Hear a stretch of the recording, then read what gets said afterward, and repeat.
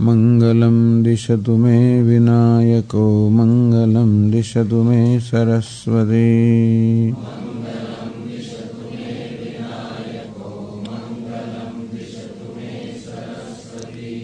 मंगलम दिशतु मे महेश्वरी मंगलम दिशतु मे सदाशिवः।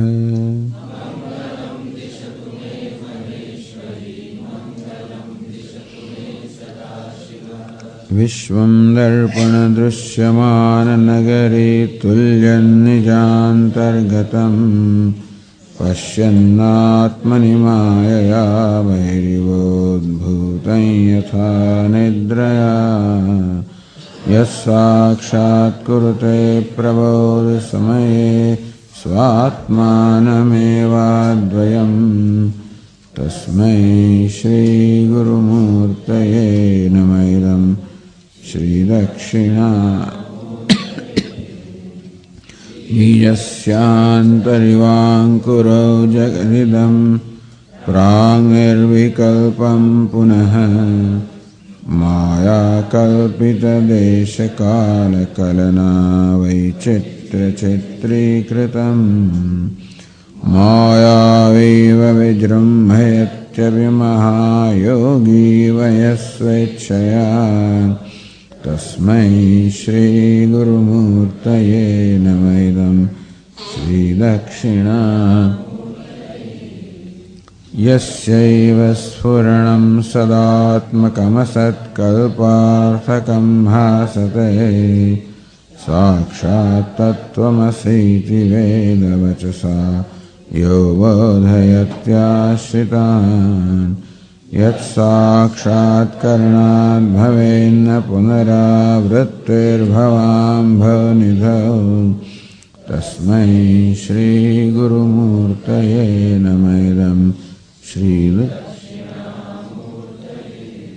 नानाच्छिद्रघटोदरस्थितमहादीपप्रभाभास्वरम् ज्ञानं यस्य तु चक्षुरादिकरणद्वारा बहिस्पन्दते जानामीति तमेव भान्तमनुभात्येतत्समस्तं जगत् तस्मै श्रीगुरुमूर्तये नमः।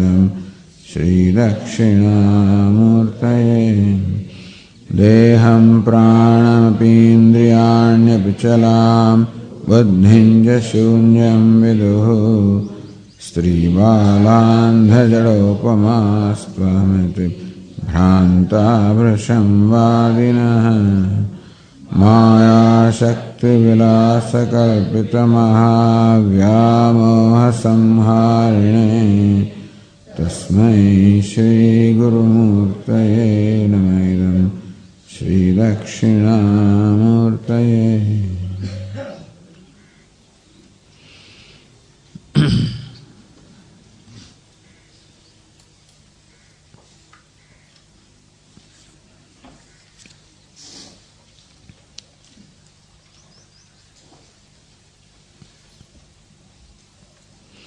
माया व्यामूढ़चित्तानां तेषां दूषणमुच्यते। उक्तमतकल्पनानां माया भ्रांतिमूलकत्वात्। आवधी कल्पनाओं के देह आत्मा છે વિકલ્પના, કોઈ કે ઇન્દ્રિયો આત્મા છે, કોઈ કે પ્રાણ આત્મા છે, કોઈ કે બુદ્ધિ આત્મા છે, કોઈ શૂન્ય આત્મા છે, એ સિવાયની અનેક બધી કલ્પનાઓ। કોઈ કે આત્મા દેહ પરિમાણવાળો દેહના આકારનો કે દેહના માપનો છે, કોઈ કે આત્મા અનંત છે, અનેક છે, કોઈ આત્મા કરતા ભોગતા છે। આ પ્રકારે આત્મા વિશે અનેક કલ્પનાઓ છે જે વાસ્તવમાં તત્વમસી મહાવાક્યરૂપી પ્રમાણ સિવાય અહમ બ્રહ્માસ્મિ શાસ્ત્ર બહુ સ્પષ્ટ છે। હું બ્રહ્મ છું, સર્વનો આત્મા છું, એકમેવા દ્વિતીય વાસ્તવમાં એક અને દ્વિતીય તત્વ છે। આ રીતે શાસ્ત્રો પોતાના વચનોમાં બહુ સ્પષ્ટ છે। અને છતાં પણ અનેક પ્રકારના જે અભિપ્રાયો છે એ કલ્પના જ છે, પણ જે અભિપ્રાય ધરાવનારા છે એને સાચા માને છે। એને જ ભ્રમ કહેવાય। જેને ભ્રમ થયો છે એને ભ્રમ જાણતો નથી. આપણે સ્વપ્નનો અનુભવ કરતા હોઈએ ત્યારે ભલે ભ્રમ હોય પણ ત્યારે આપણે જાણતા નહીં કે એને આપણે સાચું માનીએ છીએ. તેમ જ્યાં દોરડું છે ત્યાં સાપ જોનાર માણસને તો એમ જ છે કે આ સાપ જ છે. અને તે રીતે આત્મા વિશે અનેક બધા અભિપ્રાય ધરાવનારા પોતે તો એમ જ માને છે કે સાચા જ છે. તો આ ભ્રમ હંમેશા અજ્ઞાનમાંથી જન્મેલો હોય. જેમ રજ્જુના અજ્ઞાનમાંથી સર્પને અનેક બીજા ભ્રમ જન્મે તેવી રીતે આત્માના વાસ્તવિક તત્વના અજ્ઞાનમાંથી જ અનેક પ્રકારના ભ્રમ જન્મેલા છે. માયા ભ્રાંતિ મૂલકત્વાત, ભ્રાંતિ કે ભ્રમ હંમેશા અજ્ઞાનમાંથી જ જન્મે. આમ અજ્ઞાનના બે અંશ થયા, આવરણ અને વિક્ષેપ. રજ્જુને ન જાણવું એ આવરણ, અને ત્યાં સર્પની કલ્પના કરવી વિક્ષેપ. આ વિક્ષેપને માયા કહેવામાં આવે છે કે અજ્ઞાન અને માયા બંને શબ્દો સાથે પ્રયોગ થાય તો ન જાણવું નામ અજ્ઞાન અને વિપરીત જાણવું નામ માયા કે વિક્ષેપ. માયા ભ્રાંતિ મૂલકત્વાત, આવું જ માયા કરે છે કે ભ્રાંતિ ઉત્પન્ન કરે, વસ્તુ છે એને કરતાં જુદી દેખાડે, અને વસ્તુ છે એને કરતાં જુદી જોનારને એવું જ્ઞાન નથી કે હું જુદું જોઈ રહ્યો છું. નહીં તેને માયા ના કહેવાય, તો પછી અજ્ઞાન ના કહેવાય. ન તેષુ વિશ્વાસ કાર્ય હૈ, આ બધા અભિપ્રાય પર કલ્પના પર વિશ્વાસ ન કરવો જોઈએ. પ્રામાણિક હિ, જે લોકો વેદાંતો નામ ઉપનિષદ પ્રમાણમ, વેદાંત ઉપનિષદ એને જ પ્રમાણ માને છે, એમણે આ બધી કલ્પના પર વિશ્વાસ ન કરવો જોઈએ. તો ક્યારે વિશ્વાસ આપણે ન કરીએ અથવા મૂકેલો વિશ્વાસ ક્યારે દૂર થઈ જાય? દૂષણાય ઉત્તર શ્લોકમ ઉત્થાપયતિ, એ બધા અભિપ્રાયમાં રહેલા દૂષણ કે દોષ જ્યારે જોઈ શકીએ ત્યારે આપણે પછી એમાં કોઈ વિશ્વાસ ના રહે, અર્થાત આપણા મનમાંથી વસ્તુ નિવૃત્ત થઈ જાય. તો આ બધા પ્રકારના અભિપ્રાયો મનમાં નિવૃત્ત થઈ જાય. મનમાંથી મન પર કોઈ પ્રભાવ ન રહે તો જ પછી અદ્વૈતનો પ્રભાવ સર્વત્ર સર્વરિત રહે. અંતેથી અદ્વૈતના પ્રભાવને કોઈ પડકારનારું ના રહે તો પછી એ અદ્વૈત જ્ઞાનમાં નિષ્ઠા પ્રાપ્ત થાય. એ માટે તેષામ દૂષણ ઉચ્યતે, ગ્રંથકાર કહે છે કે હવે એમનું દૂષણ અમે કહીએ છીએ. તો વિવેક ચૂડામણા કહેવામાં આવ્યું કે કેવી ભ્રાંતિ, પ્રજ્ઞાવાન અભી પંડિતો અભી ચતુરો અત્યંત સૂક્ષ્માત દૃક, બડો બુદ્ધિમાન હોય, વિદ્વાન હોય, ચતુર હોય, અત્યંત સૂક્ષ્માર્થ દૃક, શાસ્ત્રના એટલે કે તર્કના અત્યંત સૂક્ષ્મ અર્થને ગ્રહણ કરવાની શક્તિવાળા હોય, સૂક્ષ્મ તર્ક કરી શકનાર હોય. વ્યાલીડસ્તમસાન વૈત્ય બહુધા સંબોધિતોપી સ્ફુટમ,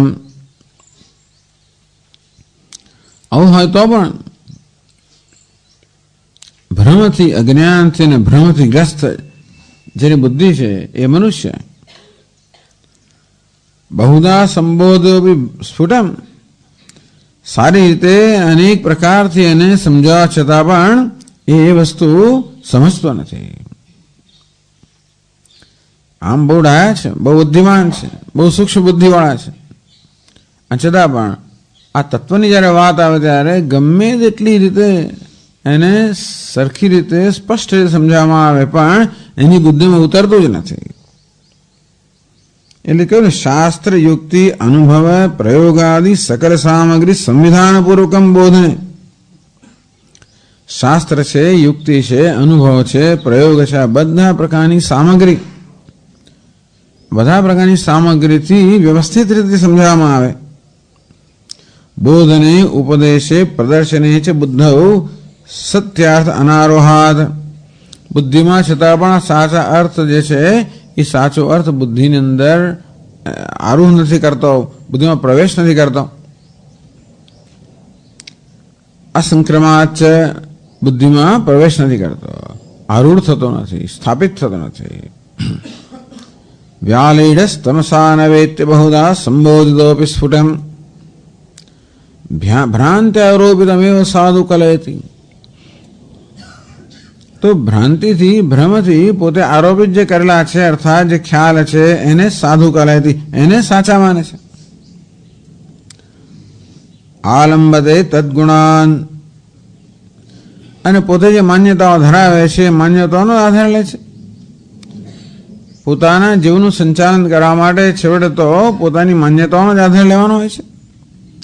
આપણી માન્યતાના આધારે આપણું જીવન રચાયેલું છે. જે કંઈ કરે છે કે નથી કરતો એ બધું પોતાની માન્યતાના આધારે કરે છે. હંતા સૌ પ્રબલા દુરંધતમસઃ શક્તિર મહત્યાવૃતિ. અરે જેનો અંત નથી એવા તમોગુણની આ મહાન આવરણ શક્તિ બહુ જ પ્રબળ છે, જે અનેક પ્રકારના વિક્ષેપ ઉત્પન્ન કરે છે, ભ્રાંતિ ઉત્પન્ન કરે છે. અને ભલભલા લોકો અવિદ્યાયામ અંતરે વર્તમાના સ્વયં ધીરા પંડિતમ મન્યમાના, વાસ્તવમાં અવિદ્યાની અંધકારની મધ્યમાં છે, છતાં પોતે ધીર છે, પંડિત છે એવું માનનારા છે. આવું દુનિયામાં ખૂબ છે બધું. કેટલા લોકો પોતાની બુદ્ધિનો, પોતાની પાંડિત્યનો, વિદ્વત્તાનો ગર્વ રાખતા હોય છે, ક્યાંય નમે નહીં, અને છતાં કમનસીબે અનેક પ્રકારની ભ્રાંતિની અંદર એ લોકો રાચતા હોય છે, ને એ રીતે પોતાના જીવનને બરબાદ કરતા હોય છે. વળી પાછા અન્ય પર પ્રભાવ ધરાવનાર હોવાના કારણે બીજાને માટે પણ એવું કરે. તો પહેલા તો આપણે 106 પાના પર જે ટીકા છે એ પણ જોઈ લઈએ. દેહમ પ્રાણમપીન્દ્રિયાણેતિ. બહુ આમાં સમજાવવાની જરૂર નથી. ચલામ બુદ્ધિમ ક્ષણિકામ બુદ્ધિમ વિવાદિન અહમાત્માયતિ. દેહમ પ્રાણમપીન્દ્રિયાણ્યપી ચલામ બુદ્ધિમ. ચલન ક્ષણિક બુદ્ધિ, ये ते बुद्धि ने ये वादिन है अहम आत्मायति देहम प्राणम इत्यादि विदुः जानन्ति. દેહથી માણીને ક્ષણિક બુદ્ધિ, શુદ્ધના વ્યક્તિત્વના ભિન્ન ભિન્ન સ્તર છે, એમાં એક અથવા બીજાને એ જ આત્મા છે, જ હું છું એ પ્રકારે માનનારા છે.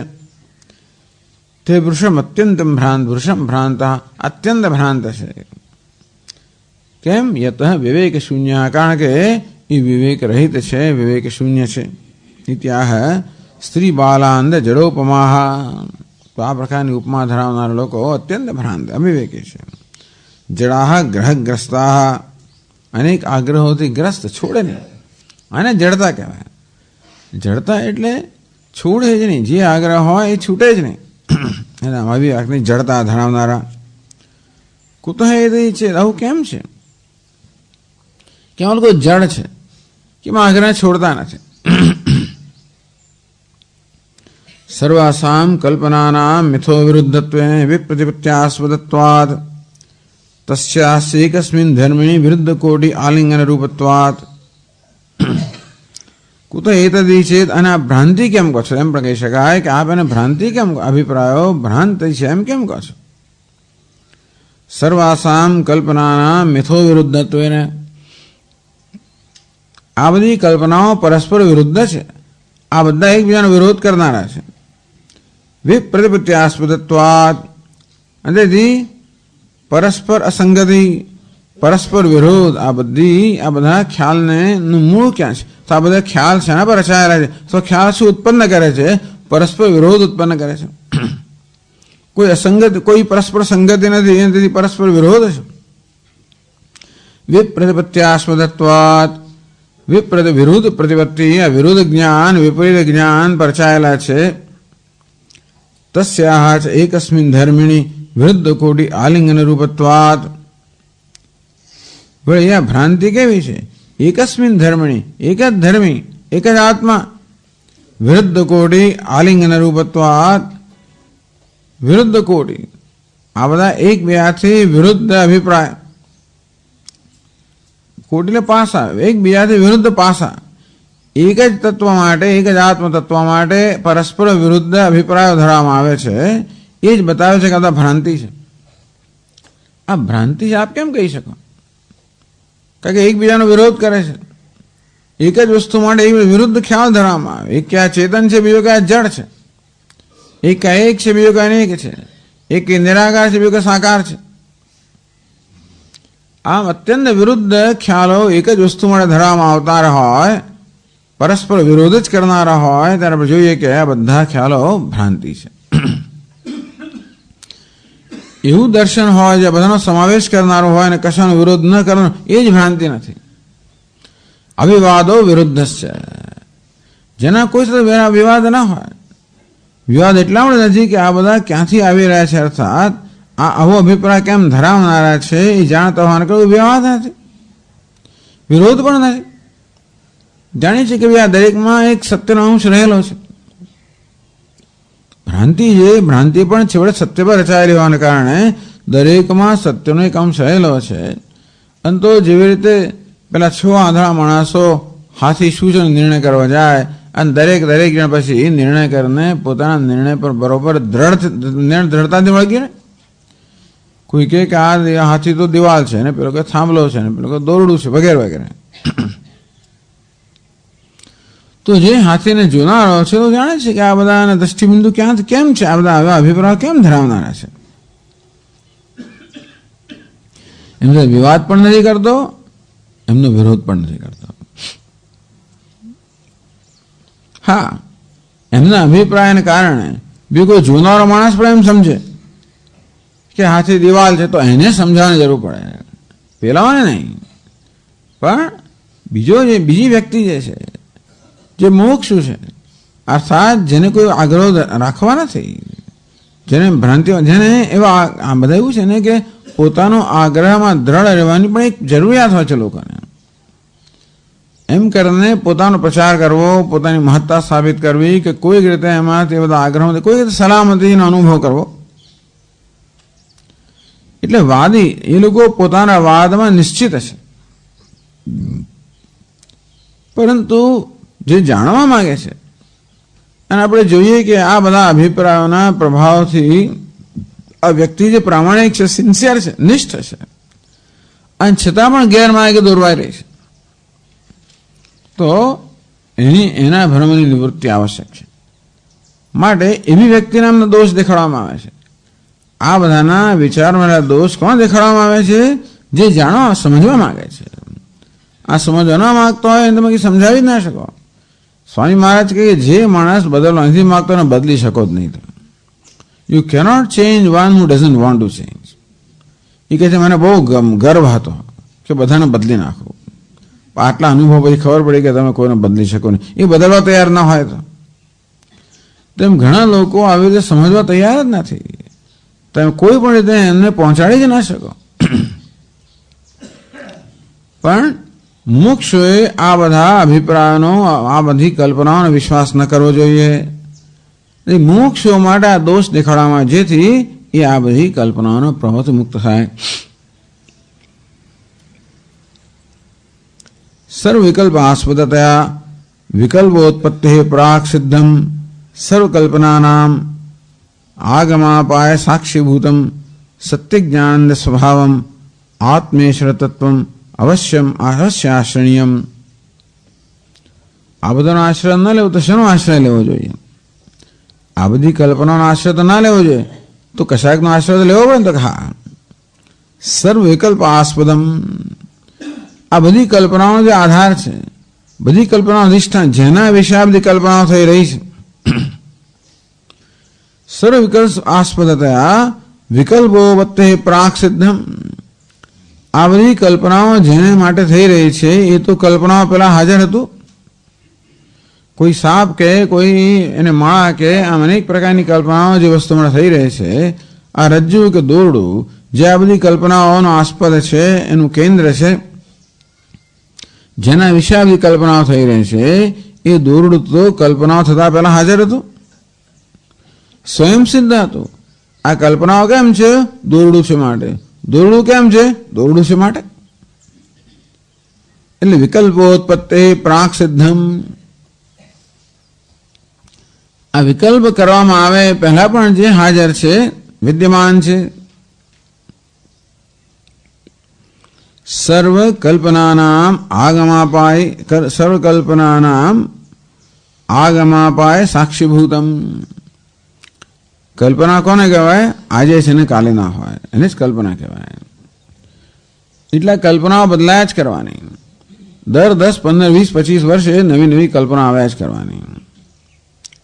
જે તત્વ પ્રત્યક્ષનો વિષય ના હોય અથવા એનું વિષયીકરણ ના થઈ શકે હોય એને વિષય માનીને જે કંઈ કલ્પના કરવામાં આવે, જે કંઈ સમજવામાં આવે એ કલ્પના જ હોવાની છે.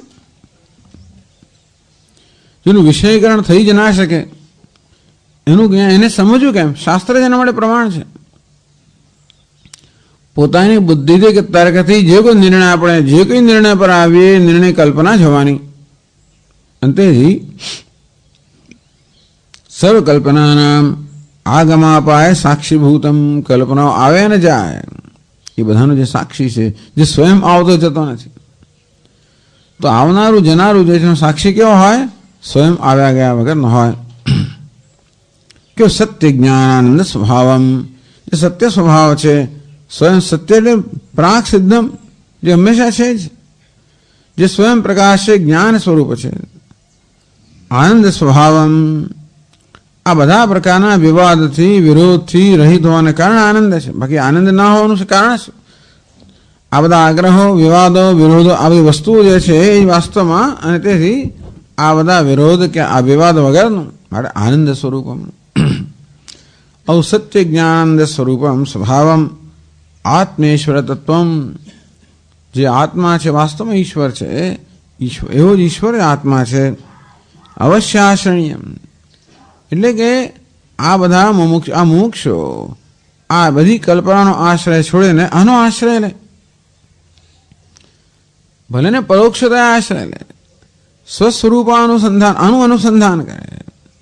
બાકી જેને સત્યમાની અનુસંધાન આપણે કરતા હોઈએ તો એકવાર આ મનમાં આવો નિશ્ચય થાય કે આ સત્ય છે, સત્ય જ્ઞાનાનંદ સ્વભાવમ, એ સત્ય છે, એ જ આત્મા છે, એ જ ઈશ્વર, એ જ સર્વ કાંઈ છે, એ જ છે. અવશ્ય એનું અવશ્ય આશ્રય લેવો જોઈએ.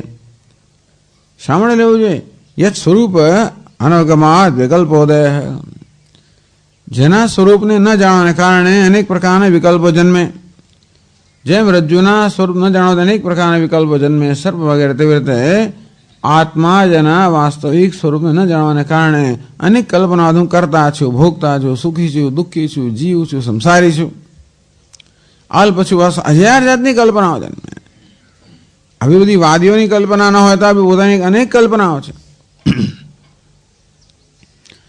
જ્યાં સુધી આત્માનું કે કશી વસ્તુનો જે આપણા અનુભવનો વિષય છે અને જેના વિશે આપણને યથાર્થ જ્ઞાન નથી એના વિશે કલ્પના થવાની જ. જે અનુભવનો વિષય ના હોય એના વિશે કલ્પના હોય, પણ અનુભવનો વિષય છે અને યથાર્થ જ્ઞાન નથી એના પર અધ્યારોપ થવાનો છે. જેનું સામાન્ય જ્ઞાન છે પણ વિશેષ જ્ઞાન નથી. આમ રજ્જુ આપણા અનુભવનો વિષય છે, છતાં રજ્જુ રૂપે જ્ઞાન ના તો કઈ કલ્પના થયા જ કરવાની. એ કલ્પના બદલાય પણ કરે.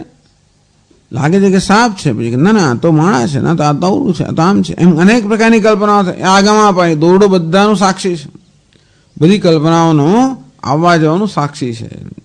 જે ન જાણવાને કારણે અનેક પ્રકારની કલ્પના જન્મ્યા કરે છે. યત સ્વરૂપ અનવગમાત વિકલ્પોદય યત અગમે ચ સતી તદ મહાદહૈતિ, અને જેના સ્વરૂપનો અવગમ અર્થાત જ્ઞાન થવાથી આ બધી કલ્પનાનો બાધ થાય છે. અવશ્ય આશ્રણીયમ, એનો અવશ્ય આશ્રય લેવો જોઈએ. ઇતિ અભિપ્રેત્ય, આ પ્રકારના અભિપ્રાયથી કહે છે. ટૂંકમાં આ શ્લોક જે છે મુમુક્ષુનો ઉદ્દેશ એને કહેવા આવે છે કે એ લોકોએ આત્મતત્વનો આશ્રય લેવો જોઈએ. જે આત્મતત્વના યથાર્થ જ્ઞાનના અભાવે અનેક પ્રકારની કલ્પનાઓ થયા જ કરવાની, અને જેને યથાર્થ જ્ઞાનીય કલ્પનાઓનો બાધ થાય અને તો જ મનુષ્ય પોતાના સ્વરૂપમાં પ્રતિષ્ઠિત થાય, મુક્ત થાય, જીવનું ધ્યેય સિદ્ધ કરે. અને માટે એના કહેવું જ જોઈએ. તમે છોડો ને, એ બધા ભલે કલ્પના કરે, તમારે કહો તો અમે તો આને કહીએ છીએ. કારણ કે એ આ બધી કલ્પનાઓના પ્રભાવના કારણે બિચારો એ નિષ્ઠ છે, પ્રામાણિક છે, સિન્સિયર છે, અને છતાં આ બધી કલ્પનાઓના કારણે એનું અહિત થઈ રહ્યું છે, પોતાનું હિત કરી શકતો નથી. અને માટે આ કહેવામાં આવે છે કે જે માયા શક્તિ વિલાસ કલ્પિત મહાવ્યામોહ સંહારણે અક્ષરાર્થ સુગમ. તો અક્ષરાર્થ સરળ છે, માટે કરવામાં નથી આવતો. હવે વાર્તિકકાર આ શ્લોક સમજાવે છે. ટૂંકમાં આમાં આ બધા અભિપ્રાયનો વિરોધ શબ્દ કહે છે. આખા માણસો આ ઉલ્લાસની અંદર આ બધા અભિપ્રાય કે આ શ્લોકમાં એ જ છે. માયા શક્તિ વિલાસ કલ્પિત મહાવ્યામોહ સંહારી. આ માયા શક્તિના વિલાસને કારણે જે મહાવ્યામોહ જન્મ્યો, અનેક બધી કલ્પનાઓ જન્મ્યોનો સંહાર કરનાર દક્ષિણામૂર્તિ છે. અને તેથી આ ઉલ્લાસની અંદર આ બધી કલ્પનાનો સંહાર કરો, બસ એ જ છે. એટલે આ બધા ભ્રાંતા ભૃષમવાદ, અત્યંત ભ્રાંત છે. કહીને આમ તો ગ્રંથકારોનું નિરાકરણ કરી જ નાખ્યું, એનું બાદ કરી જ નાખ્યું. પણ પછી આ ભ્રાંતિ કઈ રીતે છે એ હવે વાર્તિકકાર બતાવે છે. અને કેવી રીતે દક્ષિણામૂર્તિ ભગવાન આ બધા માયામાંથી જન્મેલી કલ્પનાઓ કે ભ્રાંતિ છે એ સનો નાશ કેમ કરે છે બતાવવું પડે ને. તો આ કઈ ભ્રાંતિઓ છે એનો કેમ નાશ કરે છે, અર્થાત ગુરુ કે આચાર્ય કેવી રીતે પોતાના શિષ્ય માટે એની ભ્રાંતિઓનો નાશ કઈ પદ્ધતિથી કરે છે એ પદ્ધતિનું પ્રદર્શન અહીં વાર્તિકકાર કરે છે. ઇદમસ્ય તાત્પર્યમ, આ એનું તાત્પર્ય છે. પંચમ શ્લોક વ્યાખ્યામ પ્રતિજાનીતે, પાંચમા શ્લોકની વ્યાખ્યા કરવાની પ્રતિજ્ઞા કરે છે. ઇદમસ્ય તાત્પર્યમ, આ શ્લોકનું આ તાત્પર્ય છે. ઉક્ત સર્વમતાનામ સામાન્યતો દૂષણમ, જેટલા મત કયા છે બધાનું દૂષણ, સામાન્ય દૂષણ પહેલા કહેવામાં આવે છે. કહે છે ટીકાકાર,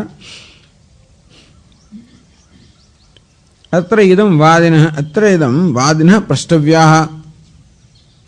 અહીં આ બધા વાદી જે છે, જે દેહથી શૂન્ય સુધી ને આત્માને દેહથી શૂન્ય સુધી વસ્તુઓ આત્મા છે કે આત્મા દેહ છે કે શૂન્ય છે ત્યાં સુધી માનનારા છે. વાદિનઃ પ્રષ્ટવ્યાઃ. આ બધા જ વાદીઓને અમારે આ એક પ્રશ્ન પૂછવાનો છે, કે આ પ્રશ્નો પૂછવાના છે. દેહાદયો બુદ્ધ્યંતા ચેતના અચેતના વા ઇતિ. બધા આટલું કહો. દેહથી માંડીને બુદ્ધિ સુધીના જે બધા પદાર્થો જેની તમે આત્મા વિશે કલ્પના કરો છો એ ચેતન છે કે અચેતન છે? તત્રાદ્યો ન પ્રામાણિક. તમે એને ચેતન કહેતા હો તો એ પ્રામાણિક નથી. દેહથી માંડીને બુદ્ધિ સુધીના એમાંનો કોઈ પણ પદાર્થ ચેતન નથી, અર્થાત એ ચેતન હોય કોઈ પ્રમાણ નથી. ઇત્યાહ દેહાદિનામ ઇતિ. તો કહે છે દેહાદીનામ જડાર્થાનામ પાષાણવદનાત્મનામ કથમ ભવેદહં ભાવઃ સમાવેશં વિનેશિતુઃ.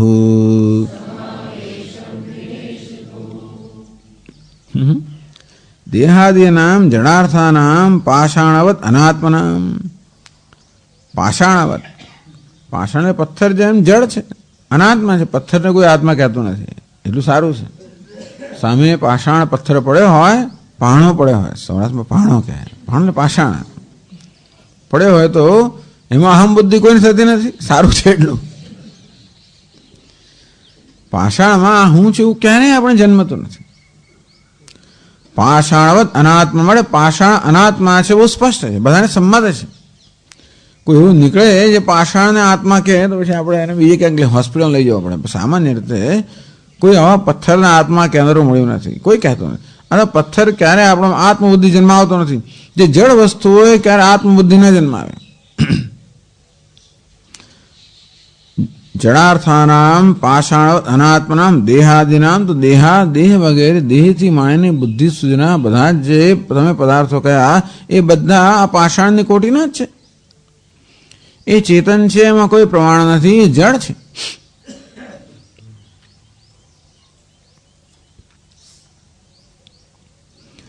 જડાર્થાના જડાશ્ચતે અર્થાશ્ચતિ જડાર્થા. એ જડ પણ છે ને અર્થ છે, એટલે પદાર્થો છે, વિષયો છે. તેષામ ઇતિ વિઘ્ન જડાર્થાનામ. આ જડ પદાર્થો ટૂંકમાં જે જડ પદાર્થો છે પથ્થરની જેમ બધા જળ પદાર્થો છે એ અનાત્મા છે, એમનામાં ચેતનતા આવે કેવી રીતે? તમે એને ચેતન માનો છો એ ભ્રમ છે. તો ચેતન છે એને આત્મા માનવામાં આવે સ્વાભાવિક છે.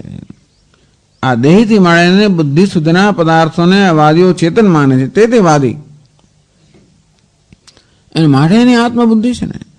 પણ એ બધામાં ચેતનતા કેવી રીતે હોય શકે? જે સ્વયં જડ છે, પાષાણ જેવા છે, એમનામાં ચેતનતા કેમ હોય શકે?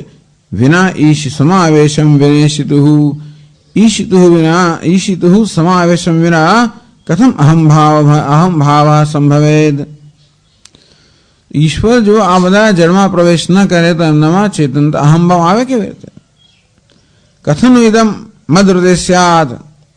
આઈતરેય ઉપનિષદમાં કહેવામાં આવ્યું કે ઈશ્વરે આ બધી રચના કરી, જગતની રચના કરી, પછી દેવતાઓની રચના કરી, અધિષ્ઠાન દેવતાઓની રચના કરી. એ દેવતાઓને પછી સંસારના સમુદ્રમાં ડુબાડી દીધા, બોળી દીધા. બધા સંસારી બની ગયા, ભૂખ્યા તરસ્યા બની ગયા. એ દેવતાઓ ભગવાને કહે કે ભગવાન, અમને આ ભૂખ અને તરસ અમને કંઈ ખોરાક મળે માટે અમારે મળે કંઈક સ્થાન નક્કી કરો. પહેલા અમને સ્થાન આપો, સ્થાન પછી ખોરાક આપો. તો ભગવાન કે સારું. ભગવાને રચના કરી. પહેલા ગાયને બનાવ્યું તો કે આ બરોબર નથી, ઘોડાને બનતો કે આ બરોબર નથી, મનુષ્યને બનતો કે હા બહુ સુંદર છે, બસ ત્યારે પોતાનું સ્થાન લઈ લો. એમ કરીને પછી સૂર્ય દેવતા આંખ દ્વારા, નેત્ર દ્વારા, ચક્ષુમાં પ્રવેશ કર્યો. બધા દેવતાએ પોતાના સ્થાને પ્રવેશ કર્યો. ભૂખ્યા તરસ્યા તો છે જ, તો ખોરાક, તો ભગવાને મળે ખોરાક રચ્યો. આ બધી વ્યવસ્થા થઈ ગઈ, આખું માળખું રચાઈ ગયું. બધી ઇન્દ્રિયો, બધી વ્યવસ્થા થઈ, બધા દેવતાઓ આવી ગયા. પછી ભગવાન વિચાર કરે કથનું ઇદમ મદ હૃદય સ્યાત. પણ આ બધું મારા વગર આ બધાનો અર્થ શું?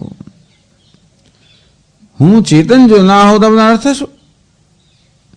આ દેવતાઓ ધારો કે બધો ખોરાક લઈ પણ આવે, એટલે કે ચક્ષુ દ્વારા સૂર્ય દેવતા રૂપ રંગ છે એનો ખોરાક લે, કોને માટે? આંખો કોઈ પોતાના માટે જોતી નથી, કાન પોતાના માટે સાંભળતા નથી, વાણી પોતાના માટે બોલતી, એ બધું બીજાના માટે કરે છે.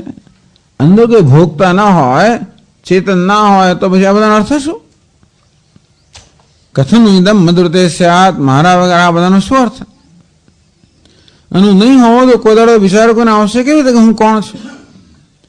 જેમાં હું પણ નહીં હશે તો ક્યારેક કોઈને વિચારો છે હું કોણ છું, તો પછી આ હું અર્થાત આત્મા વિચારનો વિષય બનશે. એ સિવાય આ બધી વસ્તુ પૂર્ણ કેમ થાય? એ પ્રકારે વિચાર કરીને ઈશ્વરે આ ઉપાધિમાં પ્રવેશ કર્યો. અને ઈશિતુ પ્રવેશમ વિના સમાવેશમ વિના.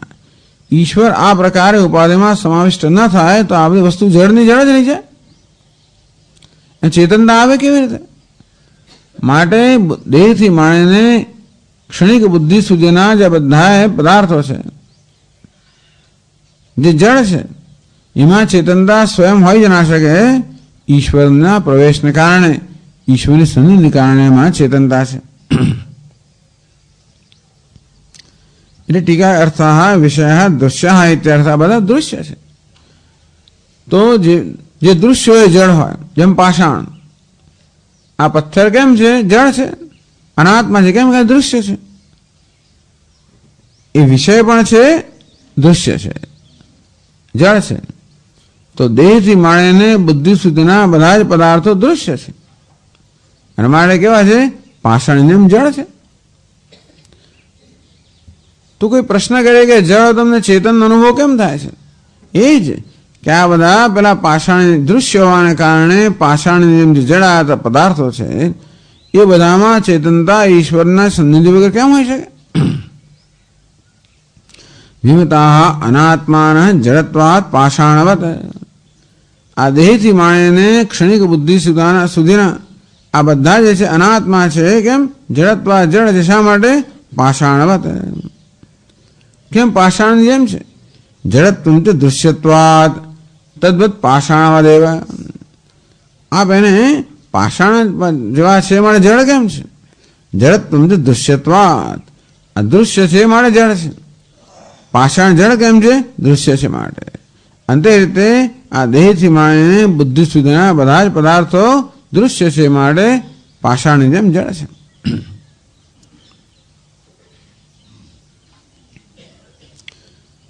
तस्मात् सालभंजिका तुल्यानामेषां कथं स्वतश्चिदात्मक ईश्वर समावेश विना अहम भाव चेतनता भवति योजना.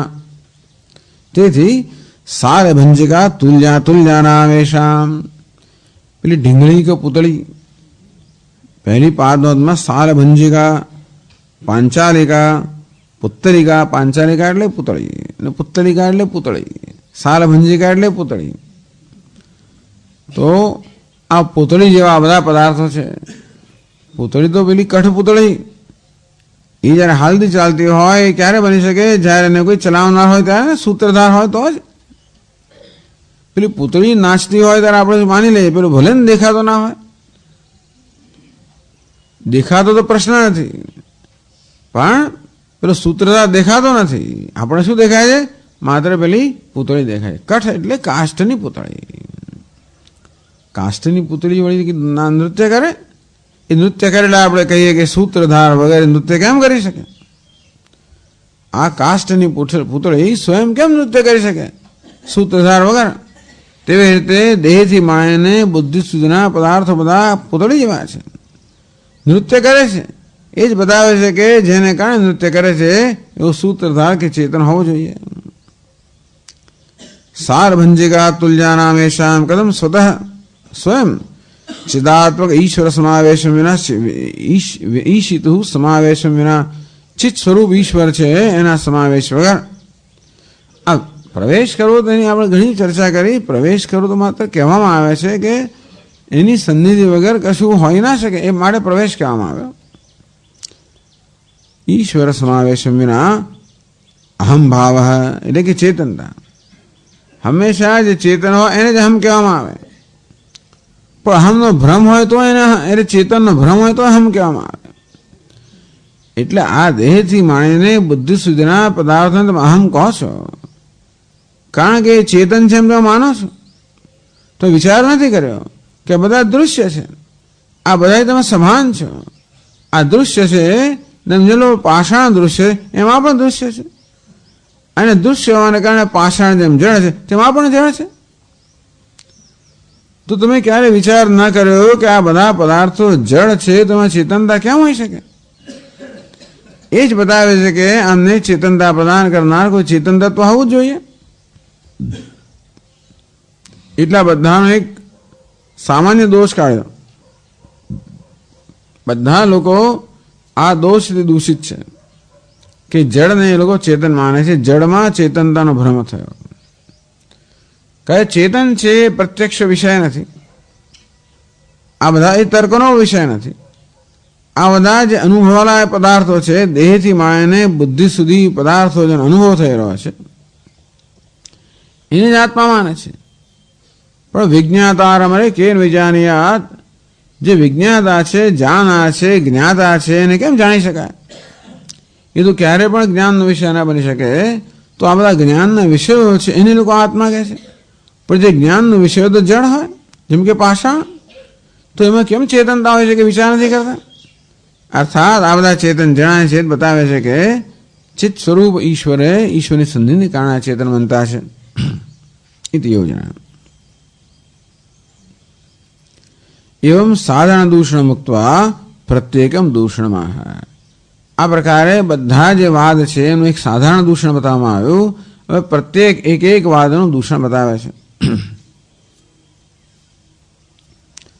તો પહેલા 4 વાક્યથી શરૂ થાય છે. દેહાત્મવાદ નિરાશ, દેહ આત્મા છે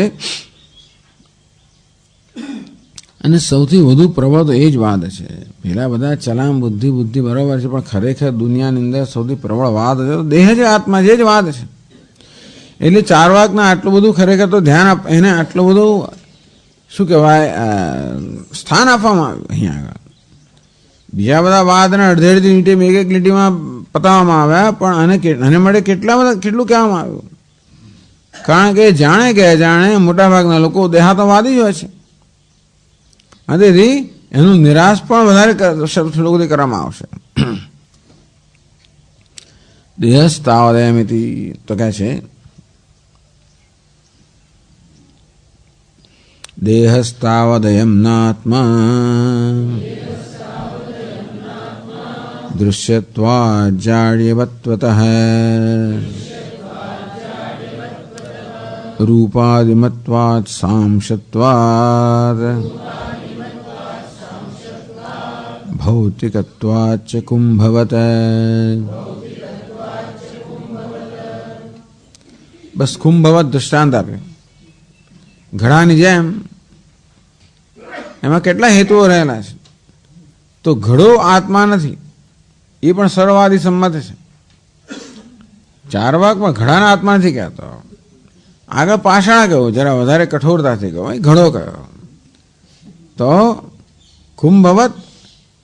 તો ભાઈ એક વસ્તુ તો આપણે નક્કી છે ને કે આ કુંભ કે ઘડો તો આત્મા નથી, બરોબર? તો કાંઈ તો નથી.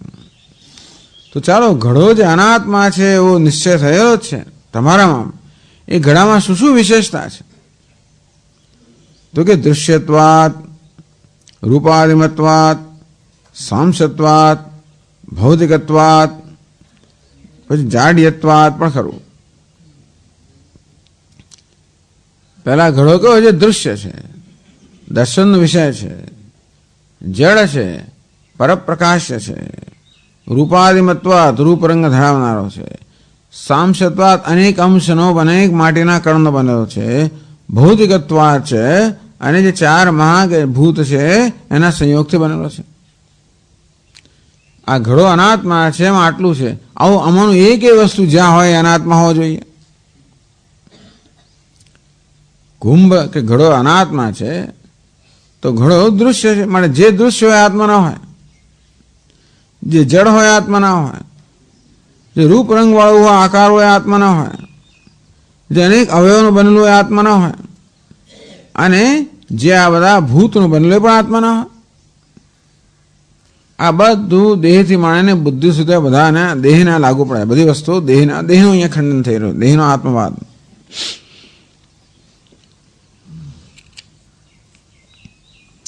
દૃશ્યત્વમ પરાધીન પ્રકાશત્વમ. આ દૃશ્ય છે, જળ છે ખરે. જડત્વમ પરાધીન પ્રકાશત્વમ. આ જળ છે અર્થાત પોતાની જાતને પ્રગટ કરી શકતા નથી. એમને જ્યાં સુધી પ્રકાશિત કરવામાં ના આવે ત્યાં સુધી આ પદાર્થો પોતાની જાતને જણાવી શકે નહીં. અંધારામાં હોય તો ઘડો પોતાની જાતને જણાવી ના શકે. દીવાથી જ્યારે ઘડાને પ્રકાશિત કરવામાં આવે તો જ ઘડો પોતાની જાતને જણાવી શકે. આમ દુનિયામાં એક જ વસ્તુ જે પોતાને જણાવી શકતી હોય તે છે આત્મા. અહમ અહમ એ સ્ફુરંતમ સદા. જે અહમ અહમ એ સતત સ્ફુરી રહ્યું છે. એ સિવાય બાકીની વસ્તુઓ તો આત્માના પ્રકાશિત સ્ફૂર્તિ હોય છે. જાનામી તમે ભાંતમ અનુભાતી એ તત્ સમસ્તમ જગત. આમ જાનામી એ રીતે અહમ અહમ એ રીતે સ્વયં દક્ષિણામૂર્તિ સ્ફુરી રહ્યા છે. તો અહમ સ્ફુરે તો પણ જગત પ્રકાશિત ના થાય. એ અહમ જાનામીમાં પરિણમે તો જ પ્રકાશિત થાય. માત્ર અહમ અહમથી જગત પ્રકાશિત ના થાય. માણસ સુષુપ્તિમાં પણ અહમ અહમ તો પ્રકાશિત છે. સમાધિમાં અહમ પ્રકાશતો હોય, પણ અહમ જાનામી જ્યારે બને ત્યારે જગત પ્રકાશિત થાય. એટલે જગતને પ્રકાશિત કરે ત્યારે જાનામી. જાનામી ઉદ્ભવે ત્યારે પછી પેલો જ્ઞાનનો વિષય. એ જ્ઞાનનો વિષય જાનામી પછી આવે, અહમ પછી ઇદમ આવે. તો બધી જગતનો કોઈ પદાર્થ દેહથી માણીને બધા જ પદાર્થો જે છે એ પોતાને જણાવવા માટે હંમેશા ચૈતન્યના પ્રકાશ પર આધારિત છે. એક આત્મા ચૈતન્ય જેવો છે જે કોઈના પર આધાર વગર પ્રકાશમાન છે. માટે બાકી બધી વસ્તુઓ પરપ્રકાશ છે, માટે પરાધીન પ્રકાશ છે, માટે એ બધા જળ છે. તો તમારો આત્મા એ જળ જ છે ને. ન ચ અસ્મદ અભિમદાત્મની વ્યભિચાર. પેલો ચાર વાક્ય કે આ આત્મા જળ તો છે, તો કે નહીં અમે કહી છે આત્મા જળ નથી. તસ્ય સ્વપ્રકાશત્વ અંગીકારા. અમે તો કહીએ છીએ કે આત્મા ચૈતન્ય છે, સ્વપ્રકાશ છે, જળ નથી. બાકી બધી વસ્તુઓ પરપ્રકાશ્ય છે. દૃશ્યત્વમ, જાડ્યવત્વમ, સ્ફુર્ણ ભિન્નત્વમ એવું કહ્યું. દૃશ્ય એટલે પરાધીન પ્રકાશ, અને જાડ્ય જડતા એટલે સ્ફુર્ણ ભિન્નત્વમ. તો સ્ફુર્ણ એટલે સ્ફુરિત થવું, એ સિવાયનું જે હોય ને જળ કહેવાય. જે સ્ફુરિત ના થતું હોય, સ્વયં સ્ફુરિત ના થતું હોય જળ કહેવાય. એટલે જે પોતાને જણાવડે બીજાના પ્રકાશ પર આધારિત રાખતો હોય એને દૃશ્ય કહેવાય. અને એ વસ્તુ જે સ્ફુરિત ના થતું એને જળ કહેવાય. બધું એક જ છે. નહીં દેહ સ્ફુરણાત્મા સ્વસત્તાયામ સ્વર્ણ વિચારા સ્તંભવત. નહીં દેહ સ્ફુરણાત્મા. આ સ્ફુરવું એ દેહનો સ્વભાવ નથી. સ્વસત્તાયામ સ્વર્ણ વ્યભિચારાત. ક્યારેક ક્યારેક દેહનું ભાન થતું નથી આપણને. જો દેહ સ્વયં સ્ફુરતો હોત તો હંમેશા આપણા ભાનનો વિષય હોત. આત્મા સ્વયં સૂરજ માટે હંમેશા આપણા ભાનનો વિષય છે. દેહ પણ જો સ્વયં સ્ફુરતો હોત તો હંમેશા આત્મા ભાનનો એવું નથી હોતો. ઘણી વાર દેહનું આપણે ભાન નથી હોતું. એનો તો નહીં આપણા બ્રહ્મનિષ્ઠ એવું નહીં. કોઈ વિચારમાં આપણે ખોવાઈ ગયા ત્યારે દેહનું ભાન નથી હોતું. ક્યારેક ક્યાંથી ભાન નથી રહેતું હોતું. બેઠા બેઠા આપણે આંખો મિસાઈ જાય તોય પણ ભાન ના રહે દેહનું. અને તેથી જો દેહ સ્ફુરિત થતો તો તમે તેને કોઈ દિવસ એનું સ્ફુરણ ટાળી જ ના શકો. સ્તંભવત. તેમ સ્તંભમાંથી આંખો લઈ લીધી મારી દ્રષ્ટિ, ત્યારે સ્તંભનું ભાન ના થાય તેમ દેહમાંથી જ્યારે દ્રષ્ટિ લઈ લેવામાં આવે દેહનું ભાન ના થાય. નહીં દેહ સ્ફુરણાત્મા. આમ સ્ફુરવું એ દેહનો સ્વભાવ નથી, જેમ કે આ થાંભલાનો નથી. જ્યારે સ્ફુરવું એ આત્માનો સ્વભાવ છે, એટલે દેહ આત્મા નથી. રૂપાદિમત્વાદ પ્રસિદ્ધ એવ હેતવ રૂપાદિમત્વાદ. બધા જાણે છે. આ દૃશ્યત્વ અને જડત્વને જરા સ્પષ્ટ કર્યું, પણ આ ઘડો રૂપાદિમાન છે, અર્થાત રૂપ રંગ ધરાવનારો છે, એ તો બધા જાણે છે. સાંસત્વાદ. ઘડો અનેક અંશનો બને છે, કણનો કે પછી કપાળનો, એ પણ જાણે છે. ભૌતિકત્વાદ. ઘડો આ પંચમા ભૂતમાંથી બને, એ પણ બધા જાણે છે. દેહ પણ રૂપ રંગ ધરાવનારો છે. દેહ પણ અનેક અવયવનો બનેલો છે. દેહ પણ પંચમહાભૂતનો બનેલો છે, અને માટે ઘડા જેવો જ છે ને. આમ ઘણા દેહની અંદર તુલના કહેવામાં આવી. તો ઘડો અનાત્મા છે. તો ઘડો કેવો છે? રૂપ રંગ આકાર ધરાવનારો છે. દેહ પણ આકાર રૂપ રંગ ધરાવનારો છે. માટે ઘડાની જેમ દેહ પણ અનાત્મા છે. ઘડો અનેક અવયવનો બનેલો છે, અનેક અંશનો બનેલો છે, અનેક કણનો બનેલો છે. આ દેહ પણ અનેક અવયવનો બનેલો છે, માટે ઘડા જેવો છે, માટે અનાત્મા છે. ભૌતિકત્વાદ છે. આ દેહ છે પંચમહાભૂતનો બનેલો છે, આ ઘડો, તેમ દેહ પણ પંચમહાભૂતનો બનેલો, માટે ઘડાની જેમ દેહ પણ અનાત્મા છે. આ તો પ્રસિદ્ધ છે. આ બધા જે હેતુઓ છે પ્રસિદ્ધ છે. હવે કહે છે ન ચત્ર સાધ્ય પ્રસિદ્ધિ દેહાતિરિક્ત આત્મન પ્રકાશ અપ્રસિદ્ધત્વાત. તમે આ દેહને તો જળ અનાત્મા સિદ્ધ કર્યો, પણ ચેતન આત્મા સિદ્ધ થયો નથી. ન ચ અત્ર સાધ્ય પ્રસિદ્ધિ. સાધ્ય પ્રસિદ્ધિ એટલે કે અમારો આત્મા સિદ્ધ થયો નથી એમ તમે ના કહી શકો. પેલો કહે છે કે તમે આ દેહ જળ છે ને બધું, કે આત્મા ક્યાં સિદ્ધ થયો? દેહ અતિરિક્ત આત્મા પ્રસિદ્ધત્વાદ. ચલો દેહ સિવાયનો આત્મા છે કે કોઈના અનુભવનો વિષય. પ્રસિદ્ધ કોને કહેવાય? જે અનુભવનો વિષય હોય, જે જાણીતો હોય. તો દેહ સિવાયનો કોઈ આત્મા કોઈ જાણતો નથી. માટે દેહ આત્મા નથી, માટે દેહ સિવાયનો આત્મા છે એવું કઈ નક્કી થયું? દેહ આત્મા નથી નક્કી કર્યું. ચાલો રૂપ રંગ વાળો છે, અવયવ વાળો છે, ફલાણો છે, ઢીકણો છે, બરાબર. પણ એ સિવાયનો બીજો આત્મા છે એવું કઈ નક્કી કર્યું? અને તેથી દેહને અનાત્મા પુરવાર કરીને તમે દેહથી અન્ય આત્માને ક્યાં પુરવાર કર્યો છે?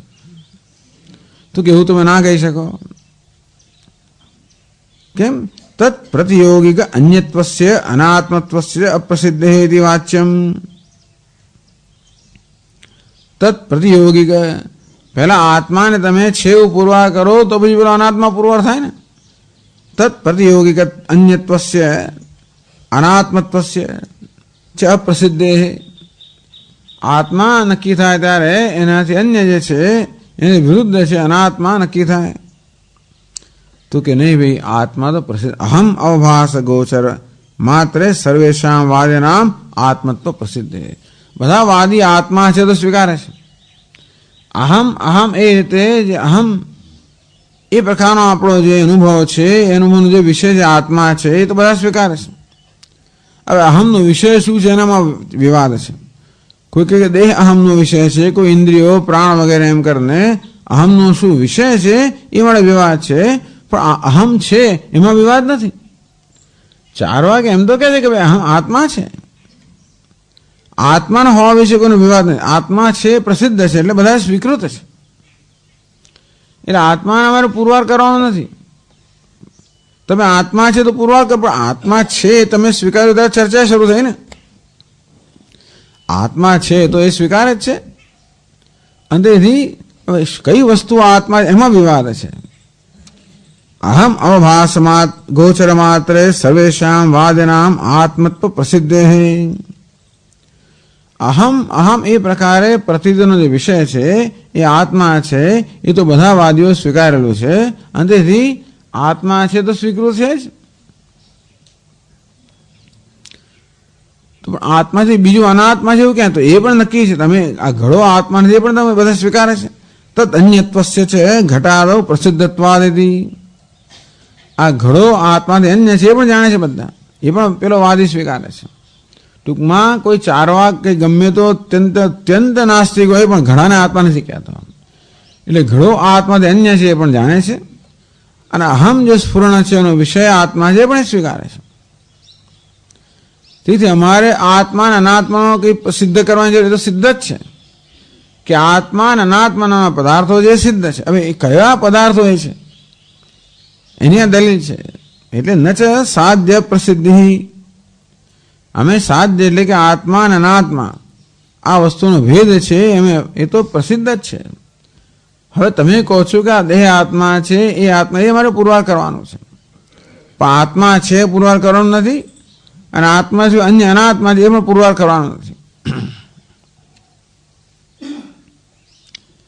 એતદ અનંગીકારે બાધ પ્રદર્શનમ. તમે આ અંગીકાર ન કરો, આ દેહ અનાત્મા છે અંગીકાર ન કરો તો શું તકલીફો થાય? કે છે ઉક્ત અનુમાનેષુ અપ્રયોજકત્વ શંકાનુવૃત્તે વિપક્ષબાધકમ તર્કમાહ. ઉક્ત અનુમાનેષુ અપ્રયોજકત્વ શંકા.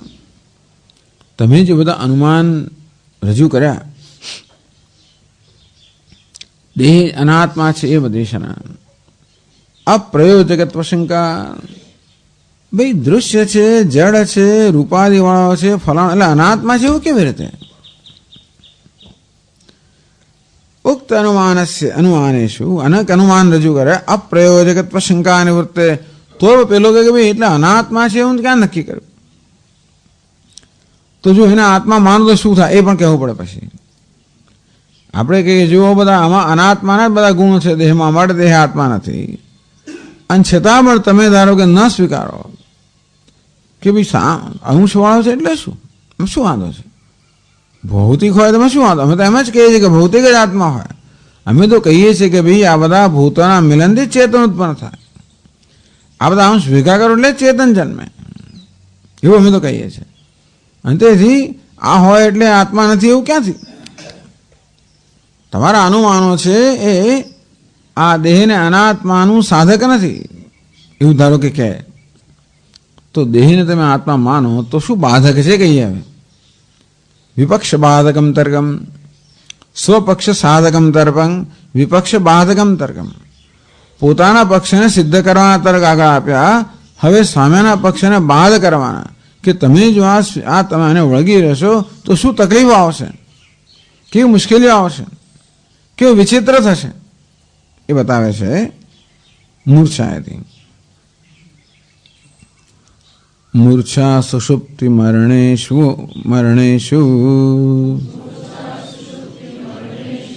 અપિ દેહ પ્રદૃશ્યતે દેહાદિવ્યતિરિક્તત્વાદ તદાત્માન પ્રતીયતે.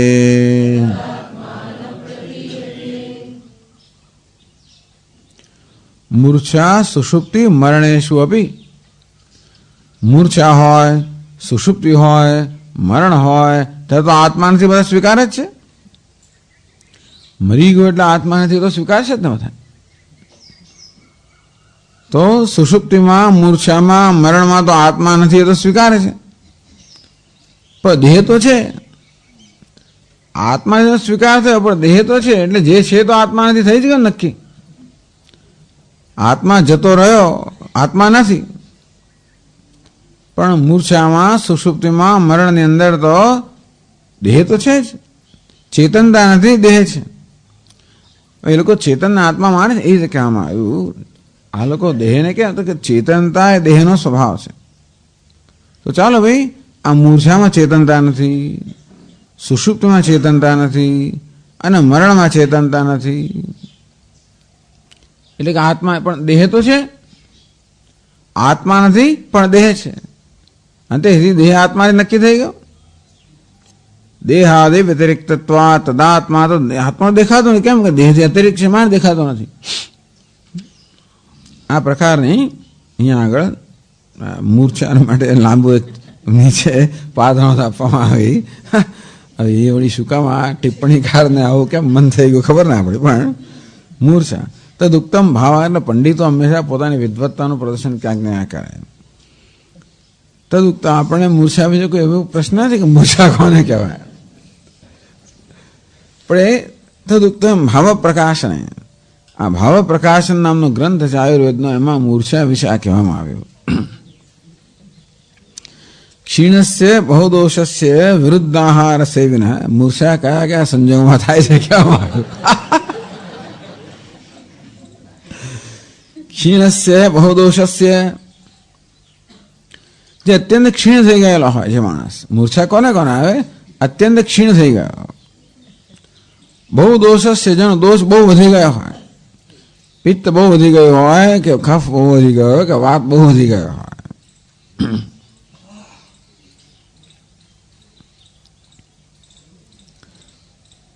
વિરુદ્ધ આહાર સેવિન, વિરુદ્ધ આહારનું સેવન કરે તોય જાત જાતની તકલીફ અંદર થાય, તો મૂર્છા આવી જાય માણસને.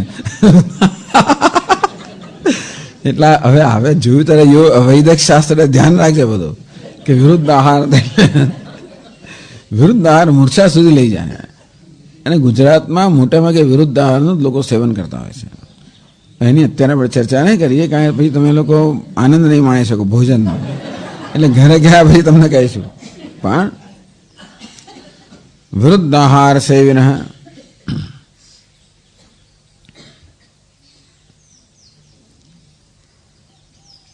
વેગાઘાતાદ, વેગના આઘાતને કારણે, એટલે કહે છે મળ આદિનો વેગ રોકનારાઓ, એ પણ રોકી રાખે, એવો અર્થ કર્યો.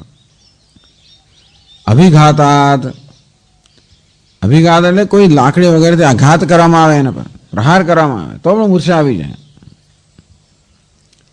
હીન સત્વસ્ય, અલ્પ સત્વ ગુણવાળા,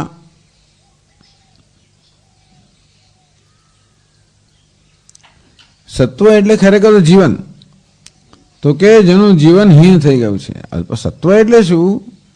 કે માણસ લગભગ એનું જીવન લગભગ ગુમાવી પડે, મરવા જેવો થઈ ગયો. સત્વ જતું રહેવાનું બહુ જ ઓછું થઈ ગયું તો પણ મૂર્છા આવી જાય. જીવે છે કોમામાં કે મૂર્છામાં છે, પણ સત્વ એનું જીવન એટલું બધું ઓછું થઈ ગયું તો પણ એ મૂર્છા આવી જાય.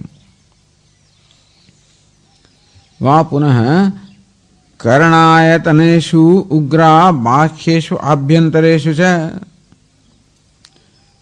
બાહ્યેષુ આભ્યંતરેષુ કર્ણાયતનેષુ, આ બહારની અને અંદરની ઇન્દ્રિયો, બહારની એટલે જ્ઞાનેન્દ્રિયો, કર્મેન્દ્રિયો, અને અંદર આપણું અંતઃકરણ જે છે એમાં ઉગ્ર દોષો પ્રવેશ કરે. આ બધી ઇન્દ્રિયોની અંદર જ્યારે ઉગ્ર બનેલા દોષો, યદા દોષા, હા યા દોષા નિવિશંતે, બરાબર છે. એટલે ઉગ્ર બનેલા દોષો ઇન્દ્રિયોમાં, જ્ઞાનેન્દ્રિયોમાં, કર્મેન્દ્રિયોમાં કે અંતઃકરણમાં પ્રવેશે. તથા મૂર્છનની માનવા, ત્યારે મનુષ્યોને મૂર્છા આવે છે. એટલે આ તો આપણી જાણ માટે કોઈ મૂર્છા, એટલે કયા કયા સંજોગોમાં મૂર્છા આવે છે. બિચારા દોષ કેવા, તડકાની અંદર પણ લોકો માણસ મૂર્છિત થઈ જાય, પિત્ત દોષ વધી જાય, એકદમ દોષ વધી જાય, અથવા એ માણસ પોતે બહુ ક્ષીણ હોય, એટલે ઘણીવાર કોઈ પ્રકારનો પ્રતિકાર ન કરી શકીએ. બહુ ઠંડી ગરમીના મોજા આવે ત્યારે લોકો બિચારા મરી જાય છે, કારણ કે એટલા બધા વૃદ્ધ એકદમ ક્ષીણ થઈ ગયા હોય. આખી દુનિયામાં એવું થાય છે. આપણે હિન્દુસ્તાનમાં વધારે થતું હશે, પણ બધા અમેરિકા, બધે દેશની અંદર એકદમ વધી જાય ઉષ્ણતામાન. તો ઘણા લોકો બિચારા ડિહાઇડ્રેટ થઈ જાય, થઈ જાય, તે થઈ જાય ને એમ કરીને ઘણા લોકો મૂર્છિત થઈ જાય, મૃત્યુ પણ પામી જાય છે, મૂર્છિત તો થઈ જાય છે.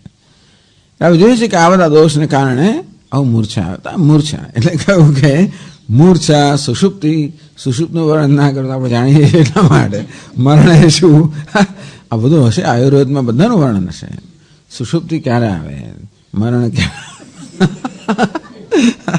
બધાનું વર્ણન તો હોય. આયુર્વેદ એમનો તો વિષય છે આ બધો.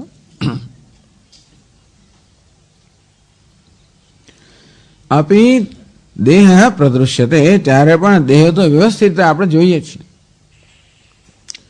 દેહાદિ વ્યતિરિક્તત્વાત તદ આત્મા ન પ્રતીયતે, પણ આપણા આત્મા કેમ જોતા નથી? મૃત્યુ પામેલા માણસમાં આપણે દેહ જોઈએ છે, આત્મા જોતા કે દેહ કરતા ભિન્ન છે, મારે દેખાતો નથી. જો દેહ જ આત્મા હોત તો આત્મા દેખાતો હોત, તો મૃત્યુમાં આત્મા દેખાતો હોત, ચેતનતા દેખાતી હોત તમને. મૃત્યુ પામે ત્યારે પણ ચેતનતા દેખાતી હોત જો ચેતનતા એ દેહનો ધર્મ હોત. કે મૂર્છા હોત કે સુષુપ્તિ હોત, જ્યારે પણ દેહમાં ચેતનતા નથી ત્યારે પણ જો દેહ ચેતનતા, દેહનો સ્વભાવ, તો દેહ તો અકબંધ છે, છતાં ચેતનતા દેખાતી એવા, એટલે કે દેહ ને ચેતનતા જે છે એ બંનેનું શું કહેવાય એને વ્યધિકરણ, કે હંમેશા દેહમાં ચેતનતા હોય એવો નિયમ નથી. તમે કહેતા હો કે ચેતનતા દેહનો ધર્મ છે, મારા દેહ આત્મા છે, તો જો આ દૃષ્ટાંતો આપ્યા કે જ્યાં દેહ છે છતાં ચેતનતા નથી, એ જ બતાવે કે ચેતનતા દેહ કરતા જુદી છે. તો ત્યારે ચેતનતા કેમ દેખાતી નથી? દેહાદિ વ્યતિરિક્તત્વાત, એ ચેતનતા દેહ વગેરેથી વ્યતિરિક્ત છે, માટે ન પ્રતીયતે, માટે એ દેખાતી નથી. ટીકા કરે છે એ દેહ એવા આત્મા સ્યાત તદા તસ્મિન અવભાસમાને આત્મ અનવભાસો ન સ્યાત. જો દેહ જ આત્મા હોત, દેહ જ ચેતન હોત, તો જ્યારે જ્યારે દેહનો અવભાસ થાય ત્યારે ચેતનનો અવભાસ થવો જોઈએ, પણ દેહનો અવભાસ થાય ત્યારે ચેતનનો અવભાસ ન થાય એવું ન બન્યું હોત જો દેહ ચેતન હોત તો. ભવતી ચ મૂર્છાદિ અવસ્થાસુ આત્મ અનવગમ સંપ્રતિપન્ન, જ્યારે ચાર વાક પણ સ્વીકારશે કે ભાઈ મૂર્છામાં, સુષુપ્તિમાં કે મરણમાં દેહમાં ચેતનતા નથી, એ તો સ્વીકારશે. અતઃ તાસુ અવસ્થાસુ અહમિતિ અનવભાસમાન અવસ્થાંતરે અવભાસમાન આત્મા દેહાધન્યેતિ સિદ્ધમિત્યર્થ. અતઃ તેથી તાસુ અવસ્થાસુ, આ મૂર્છા, સુષુપ્તિ, મરણ વગેરે અવસ્થાઓમાં અહમિતિ અનવભાસ, તે વખતે અહમ અહમ એ પ્રકારે દેહમાં અવભાસ થતો નથી. પેલો દેહને આત્મા કેમ કહે છે કે હું ઊંચો છું, નીચો છું, જાડો છું વગેરે વગેરે, એટલે દેહમાં હંમેશા અહંભાવ હોય, તો કે નથી હોતો. સુષુપ્તિમાં, મૂર્છામાં, મરણમાં દેહમાં અહંભાવ નથી હોતો. અહમિતિ અનવભાસમાન અવસ્થાંતરે છે, જાગ્રત હોય ત્યારે અવભાસમાન છે, ત્યારે આત્મા દેહાદન્ય હેતી સિદ્ધમ, તેથી આત્મા જે અહમનો વિષય છે, જો દેહ હોય તો હંમેશા અહમનો વિષય, જે આત્મા હોય અહમનો વિષય હોવો જ જોઈએ. આત્મા હંમેશા અહમનો વિષય હોવો જ જોઈએ. તો દેહ જો આત્મા હોય તો દેહ હંમેશા અહમનો વિષય હોવો જોઈએ. પણ દેહ જ્યારે સુષુપ્તિમાં, મૂર્છામાં કે મરણ પામ્યો હોય ત્યારે અહમનો વિષય રહેતો નથી. જ્યારે જાગ્રત વગેરે અવસ્થા અહમનો વિષય હોય છે. એ જ બતાવે છે કે દેહ સિવાય બીજી કશી વસ્તુ છે જેને અહમનો વિષય બનાવે છે. મરણ સમયે દેહ અહમનો વિષય રહેતો નથી, દેહ હોવા છતાં. અને જાગ્રત હોય ત્યારે દેહ અહમનો વિષય છે, એટલે અમુક અવસ્થામાં એનો એ જ દેહ અહમનો વિષય બનતો નથી, અને બીજી અવસ્થામાં એ દેહ અહમનો વિષય બને છે. એ જ બતાવે છે કે દેહને અહમનો વિષય બનાવનાર કશું ખાવું જોઈએ જે દેહ કરતા ભિન્ન છે. આ રીતે તમે કહો છો એ પ્રમાણે દેહ જ જો આત્મા હોય તો હંમેશા અહમનો વિષય બનવો જ જોઈએ, એ બાધક થઈ ગયું. પરંતુ કેટલીક અવસ્થામાં દેહ અહમનો વિષય બનતો નથી, તો દેહ આત્મા છે એવો તમે આગળ રાખશો, એટલે અમે જે દલીલો કરી એ નહીં સ્વીકારો, તો પછી મરણમાં પણ અહમ અહમ થવું જોઈએ, એ નથી થતું, એવું એનું બાધક કહ્યું. અર્થાત આ પ્રસંગ ઉપસ્થિત થશે અને બધા સ્વીકાર છે કે મરણમાં તો દેહમાં અહમભાવ નથી, તમારે એ સ્વીકારવો પડશે, જે નથી. માટે તમે દેહને આત્માનો આગળ રાખશો તો આ પ્રકારનો બાધક થશે.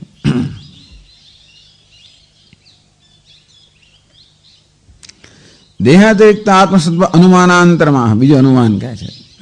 હવે એવું છે ને, આ પ્રકરણ પૂરું કરવા માટે થોડો લાંબો આપણો વર્ગ રહેવો પડશે, તો જ બાકીના આપણે જેટલા વર્ગો છે એટલામાં બાકીનો આ પૂરું કરવું હોય 5મો ઉલ્લાસ, તો થોડું લાંબા વર્ગ માટે તૈયાર રહેવું પડશે આપણે બધાએ.